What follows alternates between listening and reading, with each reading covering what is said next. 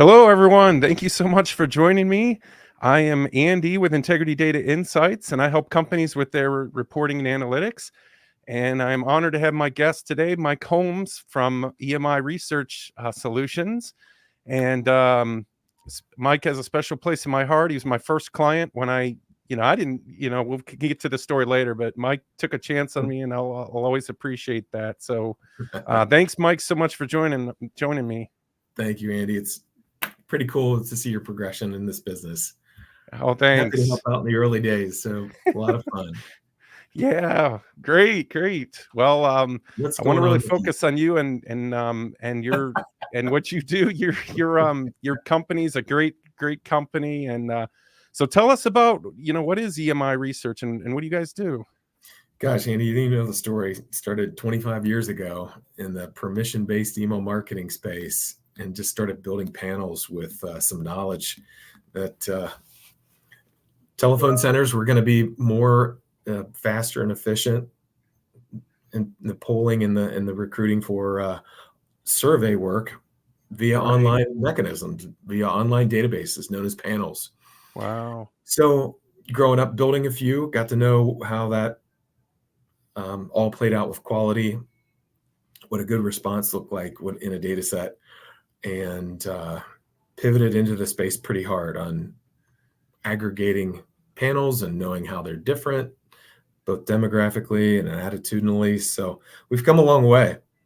So, like, when you first got started, though, like, yeah, just to set the stage, I mean, people were still doing most research based on phone and Yeah, calling people and in yeah. person. Is that kind of what There it was was? not a lot of belief that online was going to be a representative sample. So there Right. was a bit of convincing, just because in 1999 there was internet penetration problems for various groups. Right. Um, Obviously, those that are harder to reach today still are a bit harder to reach, but back then you couldn't reach them. So a lot of statisticians thought there's no way that we're going to have a good sample set here, and that even Right. probably played out till late 2005 and six. So having done Right. it for So quite some time, yeah, we that's did some awesome. Tell me convincing. if this is wrong, but this is usually what I tell people when I maybe I tell it to myself to explain it, but I always say you guys help people get, the answers that you connect the people that need the research with Right, the people that are willing to give their opinions, right? So that's exactly right. I always say, We're like, if you're trying to reach Honda Accord owners, with, these demographics and these states, and then you will find those people and give them to the, Honda or whoever's needing that research. Is that right? That's exactly right. Cheaper, Right. faster, with greater quality, and in an online stage, in an online environment. So in early days, it was even on. We were recruiting for online bulletin boards and focus groups, and then today it's more on a quantitative scale, all over the globe. So whatever type of person you're trying to reach, we can reach them. Right. Yeah, I'm glad you mentioned that. I forgot that aspect of it. Because I remember when I was first helping you guys with some things in Tableau, and we were putting on the map like where all the Yeah, survey respondents came from. And it was amazing. That blew me away. I was like, holy cow, like, this company in Cincinnati, Ohio is connecting people with, all over the world. I yeah. was pretty mind blowing when I saw that. It's been so fun just traveling around the globe and seeing. I mean, I've traveled as far as Singapore to find these different panels, and I say we do four things: find, vet, match, and manage. We find unique assets. We vet them for great quality and service, run them through our study to make sure that they do give good quality results and data. And then we match them up with a study. So that's the sales end of it, Right. and run it through the process. So match and manage are those two final pieces. So we match them up with a study that with people that they need, and then our whole platform that we built so long ago manages all those invitations and introductions and digital fingerprinting and bot Yeah. protections that everybody's concerned about today. So Yeah, that's come a awesome. I know we're long gonna dig way. into that a little bit deeper too, but, Sure. tell me a little bit about the clients, I guess, like, and I know they're kind of all over Mhm. the map, but is like, maybe give me a couple examples of some, without you don't have to name names or anything, but just kind of what's a profile of somebody that kind of uses the research that Sure. you guys produce? Yeah, it can be big and small, but it's mostly a very educated researcher who wants a very uh, well done job at the fielding of sample. So when I say that, it's a researcher who is typically going out to someone like ourselves to help them field the right types of respondents, and has a knowledge that there's a science behind the fielding, knowledge behind the sampling. So they want to get 200 completes or 400 completes of a very specific audience with quota groups that are defined and has to be really well managed. So it can be someone who just left Levi's and has now operates out of their house and does it lean research for them as they came from corporate, or it can be a very large top 50 market research firm who has very large budgets in the online sample space for multiple clients that we serve. That's right. So sometimes you're not working directly with the, like, you kind of support the full, what's it called, full service research firm? Full service market research firms. That's right. So they're the ones that kind of manage it. To a researcher who has enough knowledge to do it themselves is broad enough to say, okay, a researcher lives inside a full service market research firm, or he does this for himself for a large corporate. Because someone who's willing to spend valuable dollars on market research is typically a big company. So we're helping them set it up the best way possible because they care. Right. And Cincinnati's kind of been a hub for that, for market research, right? For just I don't know if kind it's of into this, Andy. Yeah. Just growing up in northern Kentucky and moving across the river to Cincinnati, having left banking, I just found myself in the right kind of field for the Cincinnati professional background. Yeah, there's so many people in Cincinnati with just great backgrounds in market research. Cool. I don't know if you even know the story. I'll share a real quick story. This is a fun one from my background because I originally was in computer science, and then I switched to CIS, which is like computer information science, a little bit more business focused. And the school that I ended up at, Cleveland State, it was in the business school. So you had to kind of pick a concentration. So I picked market research, and I actually had to do like a study where I went, there was company that made this different kind of tape dispenser they were trying out. So I actually went to house and I had to do the whole thing where I had to convince people to use it for a week or two, then code all this. So I learned quite a bit of it. It was super cool. But it's funny that I ended up falling back into that world. I never thought but I always loved it. It was just kind of a cool and also I know a lot of my fellow classmates didn't do honest research, but I did. So, good for you. I was proud of that. But anyways, sorry for that detour, but I just was, I like the industry too. It's because I've seen, some of the stuff I've seen come through. I mean, you guys have done stuff for huge companies, or, sometimes TV shows and stuff will ask opinions on how people are feeling about the show. And it's kind of fascinating how much reach and stuff that you guys get. So that's cool. What's fun is so last year we purchased an asset. So for 24 years, we were agnostic to a number of different databases, and still are today. But we thought this in-home use test panel was an interesting bolt-on for the company. So they still remain separate. There's a sister company, but that reminds me of the tape dispenser, because companies will come to us, full service market research firms, and say, we need to reach these people. We need to send them this product. We don't send them the product, but we recruit for those special people. And we have a tremendous success at this in-home use testing. Nice. So it reminded me of when you'd walk up to the door and hand them a tape dispenser. I remember I had to correct my pitch. Eventually, I kind of had to lead with, "Hey, I'm not selling anything," and then eventually I could get their attention. But before that, it was like nobody would, I couldn't get anybody. So, did you say you handed them a check first? Well, no, I would tell them "Hey, I'm not selling them anything." I would just lead with that, and then their defenses would kind of go down. Sure. We lead with the check. We tell them that you'll be rewarded Right. X number of dollars to accept this Yeah, product. that is a good point. No, we didn't even have a reward, so I don't think we did. So that it would have been good.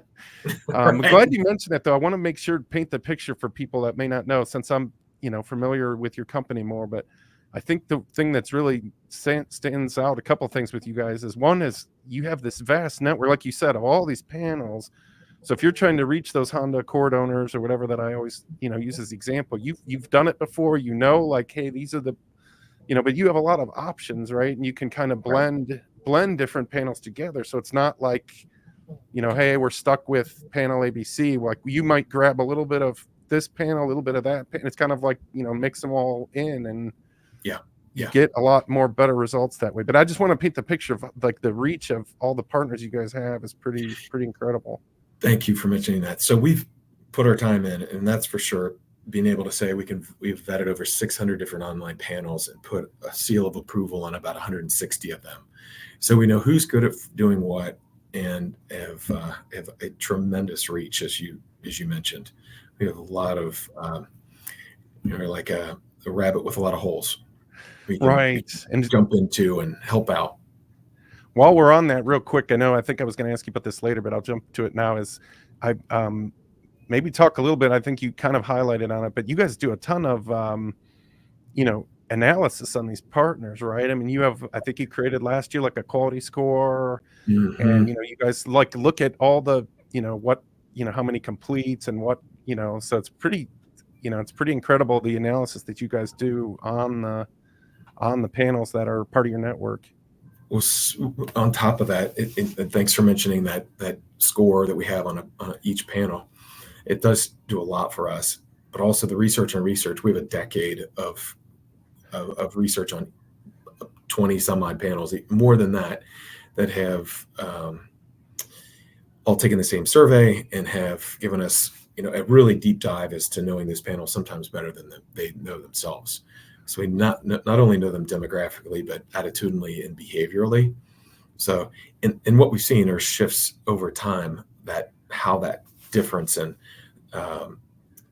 sometimes wildly changing results for brand awareness can change. Yeah. So just to dumb it down for me, like, since I'm not Yeah. as in tune with it, but it's basically like you're comparing, panel A to panel B, like you're asking them the same kind of, you're getting the people from their panel to take it, and then you kind of can see, like, wait a minute, these people were very negative, or these, Mhm. is that kind of from Yeah, where? very much right. Wow, that's amazing. That's very And unique, even right? I don't know if other people do that, right? no one has this data. And what's unique about it is we can look at it from an individual respondent within a panel. Wow. Yeah, it's incredible. So yeah, while we're on that topic, from what I understand, like, data quality is the biggest challenge, right, of kind of Mhm. your industry. Is that true? Or tell me more about that. Yeah, I would say that it is. It's becoming so prevalent that we're constantly fighting and spending a lot of time and effort to make sure that there's a fraud, bots, all the detection software. We invest in all of them, Mhm. and fight the good fight every day. Is it You like know, people, like individual people trying to, it could be, it's individual people that are like incorrectly, trying to take surveys that are not valid, or yeah, it sounds like it's kind of a combination of people and maybe technology that are messing with it. it's sad because there are some places where people can learn how to fraudulently get through surveys. That's one part of the problem. And then I think there are, institutions that people talk about that are also set up and designed to take these incentives, I essentially see. take from the industry, which is really sad. Yeah, because But I mean, with the incentives you're Mhm, talking about, is usually when somebody takes a survey, they get a little bit of compensation depending on how mhm, hard it is to reach them. Is that right? yep, yep. Like a And that's doctor, you're going to compensate more than, I don't know, general population person, whatever I forgot what you guys call it in the yeah, industry. 10 pop, yep. Versus a cardiologist, there's a very large difference in it, the amount of the incentive, and those kind of get under attack first. Is Man, it's their time crazy. figured out how important their time is as well. I Like, see. yeah, So yeah. you guys are trying to validate. I mean, the battle you're trying to fight is that these people, when you need to make sure, like the person, back to my example again, that the Honda Mhm. Accord owner really does own the Honda. They're not making it up, and they're not just phoning, just making it up to get the compensation, whatever. That's right.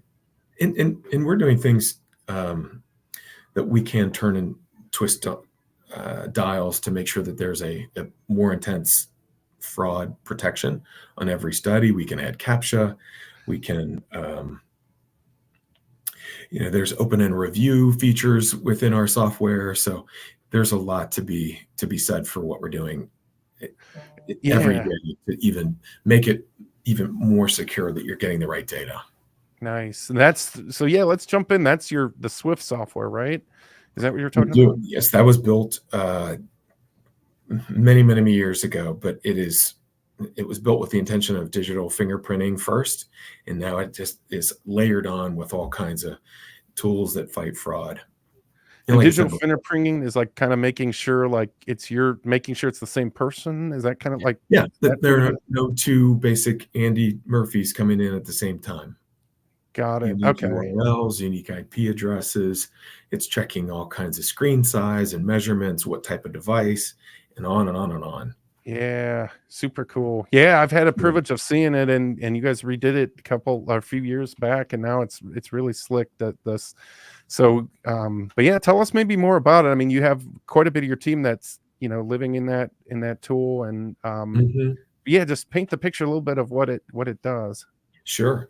So I think it's probably the most sophisticated on the market because you've had it such a long time, and my team Yeah, just continues to add features to it. So without going into a yeah, ton of yeah, those details, it's just set up and designed to be almost like a grand central station of multiple links, allowing multiple respondents to flow in and out in a very safe and secure environment. And with the flexibility that you have 160 some odd panels that can work their way into and out of it with correct flows. yeah. It's pretty incredible. I mean, they can completely. So your team will completely monitor the Mhm. survey. They know exactly, hey, if they're trying to get 100 completes, they can see exactly how many they have. Yes, They can see how many been rejected, or they can, and then they make adjustments based on what they're seeing, right? that's right. That's right. Quick Yeah, balancing and all pretty. kinds of things that are just into the nitty gritty detail. But this is a technical business, so it's not easy for the mainstay person, yeah, but a Yeah, market researcher certainly understands how important all this data is to get right, and the traps and the tribulations of what can go wrong. right. Yeah, it's exciting. So yeah, I let owe me. it, I owe it to my team. They Yeah, continue to add features upon features to make it right, and we're dedicated to this space, and I've yet to find one that isn't better. yeah, it's incredible. Yeah, you definitely should be. We're super proud of it. Thank Um, you. let me think. About. Let me think of what it was gonna. I lost my train of thought for a second, but oh, yeah, just in general, like, so I know you also have kind of a, what's the word, but the connector, the on-demand kind of product. Yeah, I that's know a that was kind of DIY a tool. big trend in the research space. Is that kinda still, maybe talk about, what that does, or kinda what that Mhm, trend is kind of that you've seen in the market research space? mhm. And so, yes, so probably a couple years back now, we identified a trend wholeheartedly that companies, large or small, may want to do sampling on their own. And so we set up the system and have enabled it to allow those pretty much layman market researchers to go in and set up and use our API network. And they can draw a sample on their own, use our payment system, and off they go. So Nice. it's really So really it's like a DIY kind of like research. DIY sampling. Yeah. And is that still kind of a big, I know like a few years ago that was a huge trend, and I'm guessing that's still continuing with it kind of going that way. Well, I think either both insights managers and market researchers are so much more equipped today, even with tools, that yes, I think it's still really a hot area. And Right. sometimes the DIY tools, though, in the competitive space that are offering a fielding for very complex needs full service to work very, Right. very well. Okay. It's Yeah. because there are complex quotas that sometimes DIY tools just can't reach or understand. And so I think Yeah. there's a need for both, but I do think that the DIY, just with the younger generation getting so much more comfortable, is keeps it really alive and will continue to be um, very powerful for researchers of the future. Yeah, it's probably like, if I'm hearing you right, I mean, it's probably like, there's simple things that are just, very straightforward, nothing really much to them. It's probably perfect for that. But for the ones Mhm. where it gets really nuanced, that's the ones Right. where it's probably better to have somebody monitoring it and hands on that knows what they're doing and setting it up correctly, right? That's exactly right. Have you seen, I mean, obviously AI is all the rage, and everybody has it affected market research much to your knowledge at this point? Oh, I think it has, much like everyone that's thought, wow, here's a tool that can help facilitate. Um, let's just break it down to writing the questionnaire, looking at Right. what would, just like LinkedIn, it's going to kind of look over and edit Yeah. and fix, correct. It's a nice tool. Uh-huh. And the analysis, we'll skip to the other end of it. AI is very handy in Right. compiling results and coming up with insights. So Yeah. I, I think those are the two most popular areas in the qualitative space where you can take 60 videos and use ChatGPT, and it'll summarize the results and give you kind of a snippet from each one of them so fast, so powerfully. Um, I Right. think that's where our space is kind of immediately adopting it. Yeah, it's taken off. I'm definitely trying to embrace it. There's, I've used it. My most common use case is use it for things like this for the show. Like when I figure out, hey, this is what I'm going to ask Mike. Help me write a post, and it'll kind of Yeah. does a decent job of consolidating it. I always have to kind of go, it takes several iterations, but it definitely does a decent job of like summarizing kind of what you're Hmm. I don't know what the word is, synthesize. I don't Hmm. know. Yeah. Yeah. Um, but you're not necessarily seeing it as far as like, obviously it's not going to replace people's, needing people's opinions anytime soon, I'm guessing not. So, Well, we don't know. There is a lot of talk about synthetic data, and synthetic data has some different terms to it these days, yeah, and mathematical terms that people are using synonymously with um, uh, right. bootstrapping or extrapolations. People have done those types of things in the past, and they're kind of entering our world now in this space of data collection in general. I see. So you're not too far off the path with, all right, are we going to use synthetic data for fielding in the future? Is that kind of mean, so that's like synthetic data, meaning like it's getting the answers from AI? Like, so like, hey, what do people think about Honda Accord? And it goes to something like that. Is that what you mean by it? Or So yes, and there's other terms out there called digital twinning. So there are things that are yeah, being thought about. Okay, that we can make a digital twin of something, or there are other things called boosting, where that's been done in the past many times in market research. So um, right. we're just exploring all of these ways because we've got to be on top of it. Hmm. People are going to come to us with solutions. What's your point of view? And so we're preparing for that. Right. Yeah. I think we're all kind of figuring out as we go, right? So, Yeah, yeah. I think well, I one of want to the switch oh gears a little bit just to kind of the culture in your company. I've always thought, it's a great culture. Just for those of you who haven't been there, you walk in the office, it's a very, open office. It's very colorful, but forget the the office, the people are what really makes it shine, I would say. And just maybe talk a little bit about that. How did you get that culture, and how do you keep it? I guess. I'm probably the leader of fun, because I think when I think of work, it's got to be fun, and so yes, I think we work hard and play hard, and that's super important, because people spend so much time here and with me that from the time that they walk in the door and the time they leave at night, I want them to be happy on, at least if I can, on those two sides. Yeah.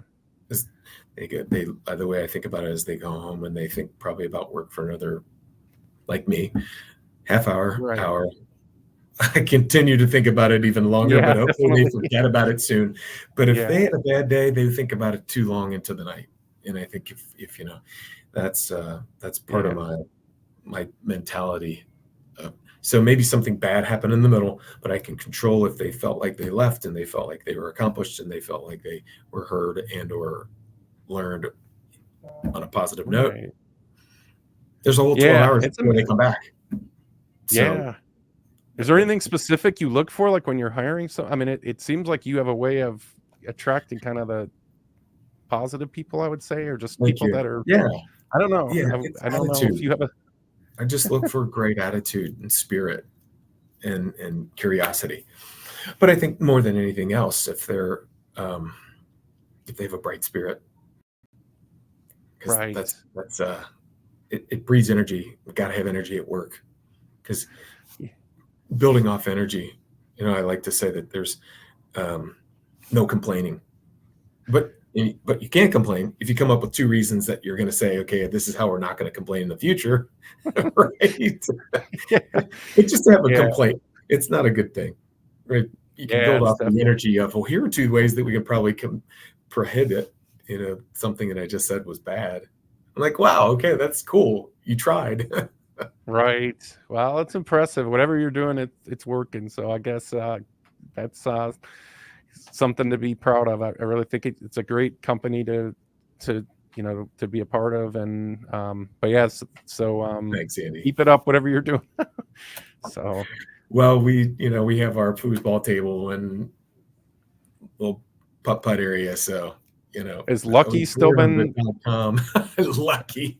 It's Lucky still so comes Mike's in. dog, Lucky, right? Is it? Yeah. It's a Foxy big Lady and Goose, they've all been in. golden doodle. Is that the right? Yeah, 3 golden doodles. Yeah, I haven't seen him for a while, so I'd have to. It'll be it'll be a They great line time. up and they look at me like, "Can I go today?" That's great. But Yeah, well, Mike, what's the best way for if people want to learn more about you or EMI in general? What's the best way for people to kind of get a hold of you? Email michael.holmes@emi-rs.com. All right, So perfect. first name dot last name, domain emi-rs.com for any online sample needs. Perfect. Well, thanks, Mike. I really appreciate Andy, your time such a today, pleasure. and I'm great catching up with you, and keep doing great things. And thank you everybody for joining me, and we'll catch you next time. Thanks so much for tuning in.